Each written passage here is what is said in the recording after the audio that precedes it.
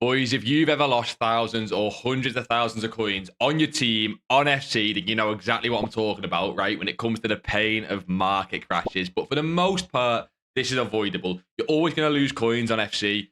Teams just go down over the course of the year. That's normal. But for the most part, these huge losses are avoidable. So let me tell you today about the two different types of market crashes, how to spot them, how you can avoid them. And then at the end, I'm going to tell you exactly when I'd look to buy and sell your teams throughout the week to not lose as many coins as possible, basically. So comment down your budget below so I know what sort of trading videos to make, and let me know if you've got any questions whatsoever. I'll get to them all. But let's jump into the first type of market crash, which is the most simple one. So the first type of market crash, boys, is of course pack supply. This is the most simple one to understand. It makes a lot of sense, right? If EA bring onto the market or bring onto the game huge tradable pack supply, like 100k packs, 125k packs, or any form of tradable lightning rounds, you need to expect a market crash of some sort. The sort of pack supply we get will depend on how big the market crash is, but there is also a lesser known second type of pack supply market crash. So as you can see, I've got these marquee matchups here, right? And the second type of pack supply market crash is what I want to call the saved packs market crash. This often comes when we've got a really, really hyped promo, especially if it's following a less hyped promo. So for example, at the minute, we've got Cornerstones. It's okay. There's a good team out, but it's not the most hyped, right? If next week we get Road to the Knockouts, naturally that'll be much, much more hyped.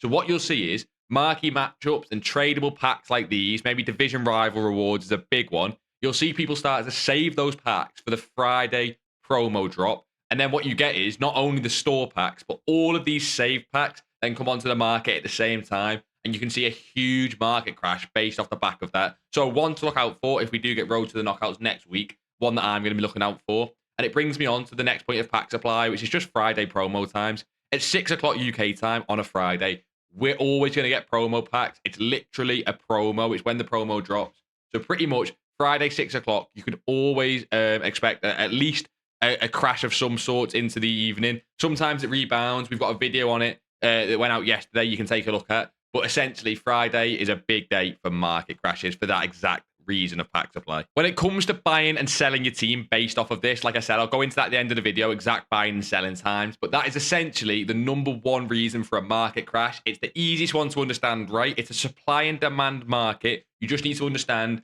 huge amounts of tradable supply that outweigh the demand are going to cause a market crash. I'm sure you've seen it with your team on a Friday or different days. However, number two is the one that's a little bit more subtle and a lot of people find very hard to spot. So boys, we've jumped over to Futbin for this Canate graph because the number two reason for market crashes is what I want to label as sell-off or panic, right? We can see it here with this Canate pretty perfectly. We're on his 14-day graph hourly. And as you can see, earlier this week on Tuesday, Canate was pretty comfortably 40,000 coins and he dropped all the way down to 30,000 coins in less than a day. So why did this card drop 10,000 coins? It wasn't just Canate. This is just one example I've chose. This was pretty much the entire meta market, right? There's a few different things you've got to look out for panic and sell-off. I'm going to try and cover them right now for you. And it's this sort of thing that'll basically make you a better trader on FC and make you more coins overall throughout the year because you're starting to learn how the market works, okay? This one specifically was the first example of sell-off, which is when a big SBCs leaked to come, and this one was a hero pack, right? It can also be an icon pack, but this one was a hero pack. It can sometimes be a player, but it's mainly the gamble SBCs. Now, that doesn't just mean icon pack plus hero pack. That means sell-off, not necessarily. But you've got to remember the context, right? This, so far on this Tuesday, what was the demand for meta players in your team? If you think about it, we've not had a FUT Champs weekend. People are just playing rivals. Gauntlet had come out, so people were focused on cheap teams for Gauntlet. FUT Champs wasn't until the Friday, so people are not really thinking about it, right? So you've basically got not real demand for the cards. Yes, people are playing the game, but there's not like a big demand for the cards. There's no FUT Champs, right? So people had the cards in the team, and then the hero pack gets leaked, and all of a sudden the panic begins. People know this is a huge SBC. They're going to need coins to complete it. So they start selling off the team because they don't need it. And you get all of this panic and sell-off on the meta market to 30,000 coins. That's one example, and it's one that you can look out for in the future. And I guarantee when the first icon SBC is leaked, it's something you should look out for this year. Now, what's another reason we get panic and sell-off? Well, I want to label this one as promo, but specifically a meta shifting promo, okay? I kind of mentioned it before, but now we're talking when people think a promo is going to heavily shift the meta and it's going to change their teams. So we've got Claudia Pina here. She's part of Cornerstones, but people didn't really expect this too much of Cornerstones. We did get the sell-off earlier in the week with the Hero Pack, and I think maybe the first big promo team contributed to it a little bit, but I don't think really, right? Because the first Cornerstones team was earlier the other week. However, when we get bigger promos, like Road to the Knockouts is a big one, you will start to see people realize that the teams are going to change as these new cards are going to be coming onto the game in forms of SBCs and objectives. People recognized it. And earlier than Friday, probably again, Monday, Tuesday, Wednesday, you could definitely see another crash as people start to panic sell their players ready for this new promo. The next big reason for panic and sell-off is basically what I want to call a bubble, right? It's when the market is far too high.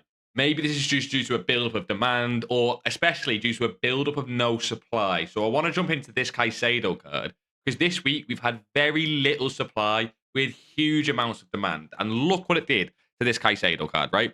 If you go from Tuesday, right? Tuesday, he jumps down to 38,000 coins. Wednesday, he's as low as 33,000 coins from that original sell-off for the Hero Pack, right? But he jumps back up and he goes to 40,000 coins because people realised the supply wasn't there and the demand for this card is. On Thursday, he rises again up to a staggering 45,000 coins. And yesterday on Friday, look at this, 46 before content. And then for the FUT Champs teams, people were buying 50,000 coins, right? You've just seen a huge, not abnormal, but quite a ridiculous rise on a card due to not really much pack supply. You got to think about it. We've not had a FUT Champs weekend up until that point in time, and loads of demand for this card. However, what you need to look out for this like bubble, this high market, is the reason and the cause for it. So like I've just said here, there was no supply, right? Barely any promo packs throughout the week. We had marquee matchups. We had, division rival rewards this year. It basically give out nothing.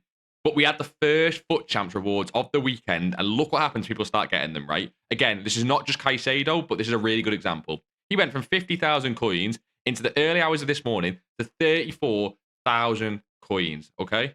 That's a 30% loss on that card. And if you took a 30% loss on your team every week, you're going to struggle, of course. You've got to look out for this. This was, like I say, because the market was just far too high. It was in a bubble, and that is another huge indicator there's going to be some big panic or sell-off. So, gee, that is all well and good, you're probably saying, but when do you actually buy and sell your beautiful tradable players that you've used for FUT Champs or Division Rival rewards, right? Now, the number one thing you need to understand with buying and selling your team and avoiding market crashes is market crashes often happen because of a herd mentality where everyone is trying to sell their team at the same time or buy their team at the same time when the market goes up.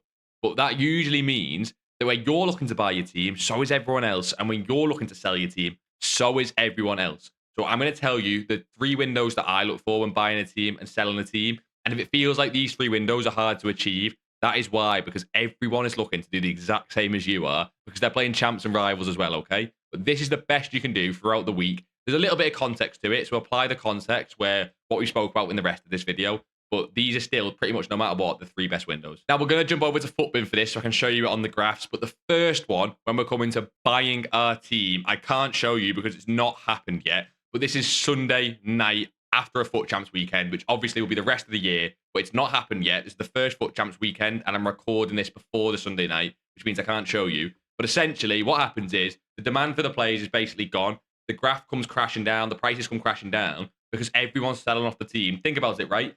You've just got to sell off your team as well. You're finished FUT Champs. You don't need the team. Everyone sells them off, and they crash into Sunday night and Monday morning. So when everyone else sells, what do? You buy your team. So there's Sunday night and Monday morning. The next window, though, I can show you on this graph, and it is Thursday morning because this is when we get Division Rivals rewards, okay? So let's take a look at Caicedo on Thursday morning on UK time. Everything's in UK time here, right?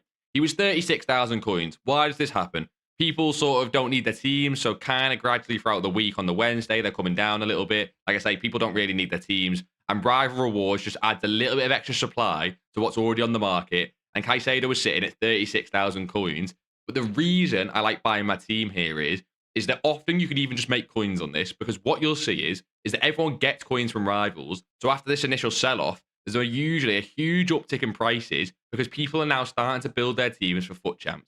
So if you buy right around here, and you even bought here when Caicedo was 36,000 coins, you've got your team ready for FUT Champs. But if you want, you can sell this team or these players into the hype here when they go up.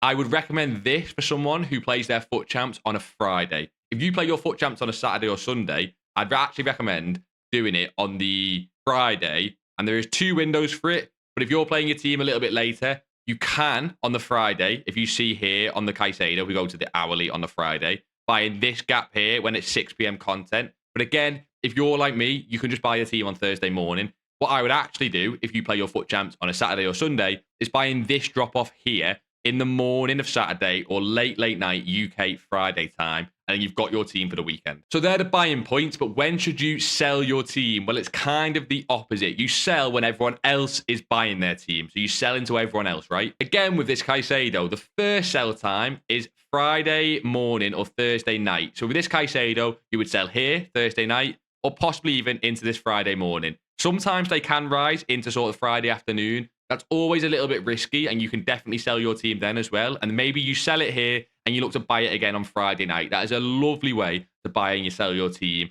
But I always prefer doing it, selling my team on like a Thursday night, or I prefer doing Friday morning because sometimes you can see a huge drop off if this is a big promo day. Now, that is pretty much the best time to sell your team. I'm just going to give you a few other windows because obviously with schedules and things, not everyone can do that, right? The next time I would sell your team is Saturday or Sunday, depending on the day. Normally Saturday's a little bit better, but Saturday morning UK time. Basically at this high point here, this should be the same every week. Whereas this sell-off, like we've said, and then as people buy their teams again for Saturday, you can sell yours here. The problem you've got is, this is only what I would do is if you've played your games Friday, because if you've not played your games yet, you're going to often need a team. If you did finish all your games Friday, don't sell into the night like everyone else. Wait until the next day. Wait for this buy back up again and sell your team at sort of 7 to 11 UK time. It can vary a little bit, but you can also do this on the Sunday. Again, we've not had the Sunday yet with FUT Champs, so I can't show you that yet. But you'll see a similar pattern, and that's the other point I would sell your team. But boys, that's the buying and sell times. Use that with context that you've learned throughout this video, and you will become a master trader, and you'll learn when to avoid market crashes pretty well throughout the rest of the year. Boys, if this helped at all, leave a like on the video. It really does help us out. And comment down below if you've got any questions. I'll get to them all.